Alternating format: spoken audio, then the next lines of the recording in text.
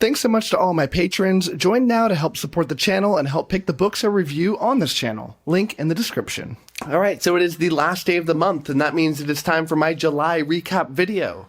As always, I'm going to give you a little life update, talk about my channel updates, go over my channel and reading stats, give a recap of the books that I read over the past month, and then go over all the books that were sent to me. So let's start out with the life updates. So as you may be able to tell audibly, but I am currently sick. I'm not sure what I have. I've just been down and out for the past few days. Just body sores and just super tired and nothing horrible, but it's not been good. But I'm almost better now. I wanted to make a video yesterday, but I didn't have the energy for it. But I'm feeling better, and tomorrow I feel like I'm going to be back up to speed. So this past month, I have gone out of town a lot. I've been doing a lot of stuff. It's the end of summer, so I've only got a couple weeks left before school starts. For my kids, like a week and a half or so left until school starts. And so we're trying to make the most of it. So I kind of spontaneously took my daughter to an amusement park called Great America in California. It's just like a bunch of roller coasters, and it was really fun.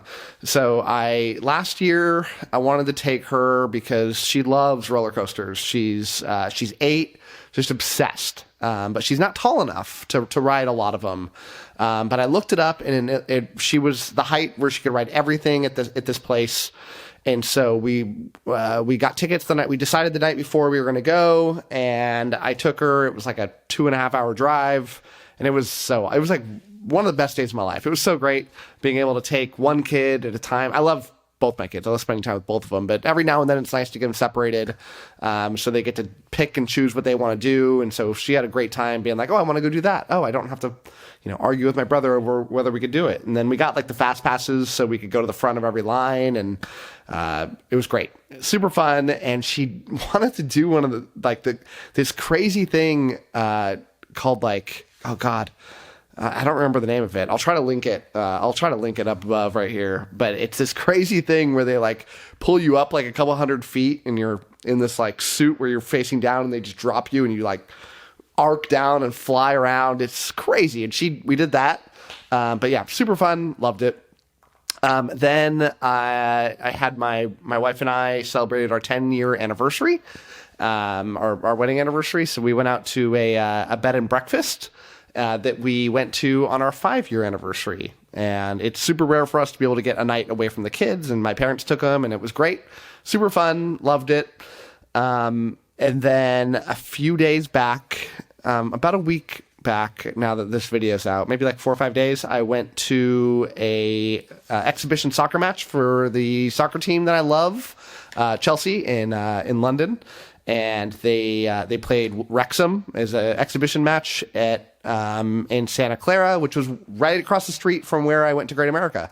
They played at the 49ers Stadium, which is awesome because I love the 49ers Stadium. I'm a huge 49ers fan, so that was awesome to be able to go. Another spontaneous spy a couple days before that. My wife really encouraged me to go, so that was awesome. Then we also just got back from going to Lake Tahoe with some neighbors of ours, or family friends of ours that are the daughter of their family is on the soccer team with my daughter, and their son is on the soccer team with our son. The woman we went with actually has been in a couple of my of videos where I've done Fourth Wing reviews and stuff. So we went with their family, and that was fun for a couple nights. And then we're also going to go camping right after this video comes out. And then we're going to go to a water park the day before school starts. Then school starts, and then life gets pretty normal at that point. Then the soccer season starts up, where I'll be coaching, and my wife will be coaching. Our lives are always busy, but awesome fun. So let's talk about the channel a little bit. The Discord server just continues to get bigger and bigger. You should be there if you aren't. It's where everybody hangs out in between my videos. There's now over 3,100 people, so join now. We just finished a buddy read, so every month we do like an online book club. We did The Silver Blood Promise by James Logan. I'll talk about that one in just a moment. It's a ton of fun. We read like 40 to 50 pages a day, have these daily discussions about the chapters we're supposed to read, dozens of people involved. Tomorrow's video, I'll announce what book it'll be, so tune into that to find out what it'll be. So let's talk about the stats. I read 7 books this month, which is about 5,700 pages. I'm up to 60 books this year done, which is about 34,000 pages. My average score this year is now at 3.77, which is not super high, but I feel like a decent average. I got 99,000 views this month, 9,200 hours viewed this month, and 593 new subscriptions. My number one video, which is normally my number one video, and it was my how to get ebooks for free, came out like a year and a half ago, and it's still trending. It's by far my most successful video. It just perpetually in the algorithm, apparently. My number 2 video with about 6,000 views was my next in my top 100 edition. So that one was 40 to 31. And then my number 3 video with about 6,000 views also was my Mistborn, The Final Empire review. So let's go over the books that I read. And speaking of Mistborn, let's talk about that one. So The Final Empire, this is the first book in the Mistborn series by Brandon Sanderson. I did not give it a prediction because I had basically finished it by the time the month started. But I ended up grading it 3.5 out of 5. Which is a shock to me because I loved this book the first time I read it and gave it an easy 5 out of 5. And yeah, I just thought it was a shade above okay. It gets the non-prestigious award of the worst surprise of the month for me. And yeah, it just was not, it wasn't great. I mean, it had so many elements that I didn't enjoy, and I can't quite figure out if I didn't enjoy it because I've changed my preferences as I've gotten more into reading fantasy. This was one of the first fantasy books that I read as an adult. Or it's because I don't know that this book is as enjoyable on a reread. It's a lot about learning the magic system. I already know the magic system. Feels a lot of repetitive stuff. It kind of features this teenage romance thing that I hate. Didn't have a lot that I loved other than the ending, which I thought slapped. I remember the ending pretty distinctly, but even then, a few things kind of caught me by surprise. And it was just super, super enjoyable. So I'm going into the next one. I'm going to read it and see how I feel about it. I think I'm kind of committed to reading the whole trilogy because I do remember the third one being my favorite of the 3. And I want to get to it and get everything wrapped up. But yeah, definitely not what I remembered out of this book. Then I read Shogun. This is the first book in the Asian Saga series by James Clavell. I don't know. I predicted 5. I gave it 4.5 out of 5. More towards the 5 than the 4, I would say. I hated the ending, and that's by far the thing that I disliked the most. It just felt so sudden and not needed. I kind of got that the story was this character piece about these characters, and the getting the conclusion to the war and the huge battle that was going to happen was not necessary to these characters. I disagree. I mean, I get it. I disagree though. And I felt like it really hurt the overall narrative of the story. But wonderful, wonderful book that teaches you about life as a samurai, and this wonderful tale of this man who gets kind of stranded there and doesn't know the language and has to learn and gets entrusted by this guy who's one of the leaders of the country, and really, really, really enjoyable book that I would suggest to everybody. Then I read The Daughter's War. This is the prologue in the Black Tongue series, which I think the book everybody would know of this is The Black Tongue Thief. This is by Christopher Buehlman. I predicted a 4. I gave it a 4.5, and I'm giving this the award for the best surprise of the month. When I read The Black Tongue Thief, and it felt like I was the only guy that I know in the fantasy realm of booktubers that did not love it. I liked it, didn't love it. I loved the first half of the book, did not love the second half of the book, and it super soured me towards it. But I maintained that I loved the writing. It was the plot. I felt like the plot got away from itself, and I just didn't like the direction it went. It really harmed the story. But the writing quality was top tier. So going into this one, I felt like, as long as the writer keeps a consistent style, I'll love it. Now, I was wrong. The style totally changed. It went from this really fun, lighthearted adventure story with a lot of laughs to a very dire war story with no laughs. And it was excellently pulled off, and I thought even better than the first one. The writing quality is incredible. Christopher Buehlman is an absolutely fantastic writer. I feel like Christopher Buehlman's eventually going to write a fantasy story that I just think is one of the all-time greats. Because this one, again, the plot didn't quite grab me the way I wanted it to. But I feel like Christopher Buehlman's got it as an author. He's just so skilled, and I'm going to pick up everything that he puts out. After that, I read Blood of Lisore. This was the 8th book, I believe, in the Wandering Inn by Pirate Abba. This was enormous, like 1,800 pages. Read a lot of big books this month. I predicted a 5, gave it a 5. Big surprise there, but I've given almost every book in the Wandering Inn 5 stars. It's the best book that I read this month, which is easy for me to say because I think it's the only 5-star book that I read this month. And I just loved it. I mean, I talk enough about The Wandering Inn on this channel. I don't need to go into it again, but about this book individually, there's The Wandering Inn itself is written into volumes, which are not the same thing as what the books are, because The Wandering Inn is a web serial. And so after enough chapters in the web serial, it will comprise an arc or a volume in the story. But the volumes are way too large for a single book. And so like this was 1,800 books, but it's only one of the 3 books in this 3-book volume of The Wandering Inn. And you have to read the volumes in order. I don't know what volume this is. Probably volume 5 is my guess, but I don't know. I don't really follow that part to it. But I know that this is the 3-book volume. This is the middle book in it. Very much felt like a middle book, but it was wonderful. I can't wait to see the ending of this volume, the ending of this arc, and we continue on. And The Wandering Inn is just turning into one of my all-time favorite series. Then I read the buddy read book for the month, which was the Silver Blood Promise. This is the book 1 of the Last Legacy series by James Logan. I predicted 4 stars, gave it 2 stars, and it's the worst book that I read this month. I did not like it. Nothing was good about this to me. It's so many parts about this that I didn't enjoy, and I really wish that I was able to give a review of this one out, but I had, as you can see in my update, I had way too busy of a month to be able to give updates on everything. I think I finished this book when I was on vacation, so I wouldn't have been able to do a video anyways. But yeah, nothing grabbed me. I mean, the writing style I felt like was below the average that I read for what I find enjoyable. The characters were not very compelling to me. I felt like the plot was meandering. It was fetch quest after fetch quest, and it was so much in this fetch quest that I lost sight of the real quest at hand. And it progressed so quickly through these moments and didn't give enough time to develop these characters that I didn't care about the characters as the story really got going. And just nothing about it really grabbed me, and I'm left so confused about what everybody else saw in this that I didn't.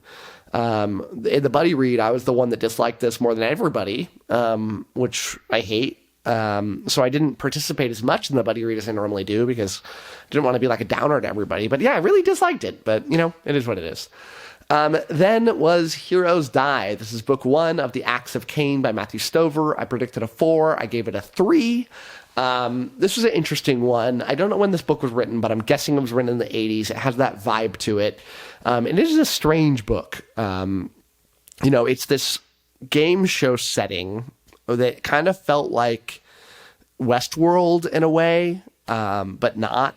It's the premise of the story is that there is this alternate reality universe that is adjacent to ours, that is very fantasy rich with, wizards and orcs and goblins and that sort of thing. And these actors from Earth that are trained to be like warriors will transport themselves to this other world while their adventures are being streamed to people that pay a whole lot of money to watch them and go through their experiences live. Go through these battle sequences and assassinations and this whole other world that is being like live streamed back. And it's an interesting premise where this character has to go rescue his wife because she's offline for some reason in this other world, and she's going to die if she's not found in a certain number of days. So it's got this interesting dual premise going on that kept things kind of interesting. It felt very old. very stale. I felt like the hook here almost wasn't needed. It felt like it was detracting from the actual story that was going on, although I was interested by it. Just nothing here really grabbed me. I was interested enough to kind of finish, but not interested enough to kind of feel like I really liked much of what I read and that I should keep going in the series. And then the final book that I read this month was The Curse of the Mist Wraith. This is book 1 of The Wars of Light and Shadow by Janie Wirtz.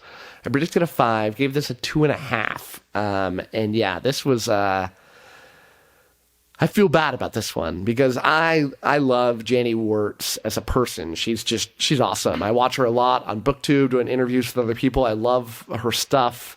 I've read one of her books, To Ride Hell's Chasm, and I really liked it. And I felt like, oh, there's this epic fantasy that she spent decades writing. I'm going to fall in love with this thing. And I just didn't. I couldn't. And I'm left walking away from this going, I bet this is awesome. I bet this is, a masterpiece in a lot of ways. But it's written in a style that just doesn't work for me. It was the word choice and the writing style. It's not Matt, and it felt kind of a pain to read. And I eventually, as I'm reading this thing, I'm going like, I'm not having fun reading this. I'm sure there's something really magical here, but I don't know that I want to invest reading 10 books with this writing style that's not meshing with me. And so I ended up dropping off. I DNF'd it. Normally when I DNF a book, I give it a 1 star, but I'm giving an exception to this one that I actually liked it more than 1 star, but I just can't commit to reading thousands and thousands and thousands of pages in something that I'm not really enjoying.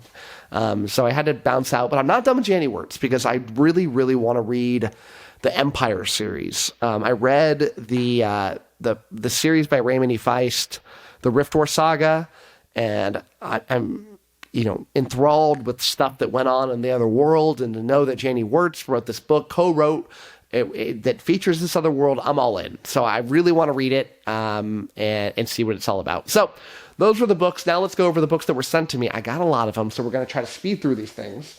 Every month, when authors reach out to me or publishers, they say, hey, will you review this book? I say no, but if you want to send it to me, I will show it off on my channel. Most of them take me up on that, and so that's a little, I spend money on a P.O. box just so I can try to give a little spotlight to some authors that are, putting the effort out there. So first up is this a series? It is a series. All right, so this is a series, I believe, by John D. Pepe, or Peep, called The Lone Wolf. And the other one that he sent me is The Gentleman Procurers. Maybe they're not the same series, but I suspect that they are. Maybe I'm wrong. I hate to do this guy dirty. Hey, Matt, hope you enjoyed the adventure. John D. Pepe, that's really nice of you. And how do I find out if this is part of a series, John? I think we're going to assume they're not, because I feel like it would say that. So let's start reading this one real quick. I'm going to read a little bit of the blurb. I don't have time to go through all of these on the full blurb. While tracking a tribe of orcs, Remens comes across much more than that. An ogre mage seeks to unite all the orcs of the region against humans and non-orc kind. These orcs are well-disciplined, organized, and much better equipped. It is a true army, unlike anything young Remens has ever seen. And they are heading right for his village when he fails to convince the village elders of this imminent threat to their lives. Remens takes extraordinary measures to save his people. So yeah, seems cool. Let's check out the other one, John. Granted a pardon from King Herenthold, cousins Kaladin and Quinn are once again free to roam the lands of Orn. Their journey leads them to Lombardin, a coastal lumber town where they're covertly employed to steal secrets from Baron Eklund, the town's leader. Their mission takes an unexpected turn when they unmask their enigmatic employer, Lady Noxura, leader of the Boars, who betrays them by attempting to apprehend them for the very theft she hired them to commit. Kaladin and Quinn ally themselves with a secret organization, the Wolves, adversaries of the Boars, who have vowed to derail Lady Noxura's scheme to dominate the flourishing lumber town. All right. Next up is Scarred by John Richter, a novel. So Scarred is an epic fantasy story set in the mist-shrouded and desolate world. The denizens of the Enclave are trapped inside their crumbling city, tormented by the terrible plague that swirls within the fog beyond its walls. Utterly reliant upon the madness... utterly reliant on the kindness of their unscrutable god for survival. But when their deity's mysterious food-bearing emissaries cease to appear, the Enclave threatens to descend into chaos and starvation. All right, Dear Castle Time, Book 1 of The Endless Tale by Henry James Breyer. The winter passed away before its time, or at least it felt that way. He felt that the cold should have stuck around, holding the world close with a blanket of snow next to a roaring fire. For Shrill, the winter ending was the beginning of a challenging task, finding a way into the castle. He had hoped it wouldn't have left so early to give him a chance to prepare. However, the winter did not know him and was not willing to buy him time. Couple more here. The Council of Aththesia, Part 1 of the Aththesiad by G.H. Hoskins. I don't know how to say that. When the mage Snorri and his aide Navira convene a council to discuss how best to rebuild, all those who fought against the Ossomancer come from far and wide to attend. Navira expects such a council to be easy, especially compared to years of war. But soon enough, she learns that politics might be more difficult than in magic. Differences forgotten during the war are quickly remembered. Each member of the council arrives at Astea wishing to build a lasting peace, but each has their own idea of what that peace should look like. Almost done here with this pile. Whispers by K. Ross. In a country where combining magic is forbidden, sorcerers dedicate themselves to protecting everyone from the mindless monsters that kill thousands this crime creates. Curses. But Whispers is different. A Whisper, a self-aware curse who inhabits the bodies of different hosts to interact with the world, witnesses death as its first experience of existence, a death it's caused. Oh, there's another book hidden below that one. Eleuthean, A Tale from the Emreer, Sam Middleton. Man, these people are really trying to mess with these tongue twisters here. Formaria, a labyrinthine network of underground tunnels, is home to the Fromir, an alliance of humans, dwarves, elves, and gnomes. They fight an endless war with ancient technologies they don't truly understand but deploy with devastating effect. Above the surface, exorcist Calabriath Lyander investigates a possible demonic incursion. When he discovers a body imbued with unknown sorceries, he finds himself in possession of a secret he never wanted. A secret that threatens to break centuries-long alliances and drag Formaria into a war it cannot afford. And the final book from an author is Eruption by James M. Corkill. This is a very long here. We'll read a little bit. Retired volcanologist.